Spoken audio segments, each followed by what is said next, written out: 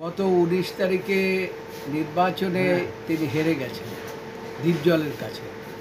সেখানে ভোটের রেশিও অনুসারে তিনি পেয়েছেন 209 ভোট এবং তার যে প্রতিদ্বন্দ্বী যিনি হয়েছেন নির্বাচিত বলে ঘোষণা করেছেন দ্বীপজল, তিনি পেয়েছেন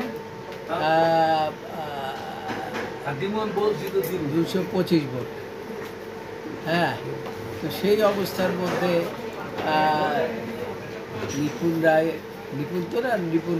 নিপুণ একটি অভিনন্দন জানিয়েছে দ্বীপজলকে যে নির্বাচন সুষ্ঠু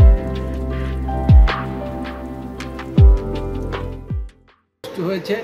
কাজেই ফুলের মালাও তাকে দ্বীপজলকে দিয়েছেন তার পরদিন, নির্বাচনের পরের দিন।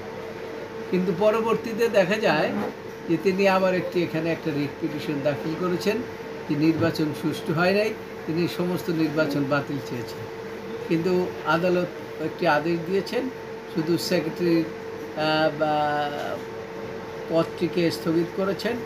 কিন্তু ইন দি মিন টাইম 3টি সভা পূর্ণ কমিটি যারা নির্বাচিত হয়েছে তারা, এটা আজকে শুনানির জন্য ছিল। আমরা স্টে ব্যাকেটের দরখাস্ত দিয়েছিলাম, কিন্তু পিটিশনের পক্ষে, রিটকারীর পক্ষের আইনজীবী আজকে সময় চেয়েছেন, কালকে আমার শুনানির জন্য ধার্য আছে। ওকে স্যার, একটা বিষয় একটু জানতে চাই। বছরও একই কাণ্ড করেছেন নির্বাচন নিয়ে। তিনি গত বছরও জায়েদ নির্বাচিত হয়েছে, জায়েদ খান, কিন্তু আবার তিনি একটা রিট পিটিশন করে টুরে আবার তিনি সেইভাবে করে আবার তিনি ক্ষমতা তো সেরকম কি উদ্দেশ্য এবারও তিনি চাচ্ছেন? এখন আইন যা বলে, আইনের প্রতি আমরা শ্রদ্ধাশীল বলেই তো আমরা সর্বোচ্চ আদালতের কাছে গিয়েছি।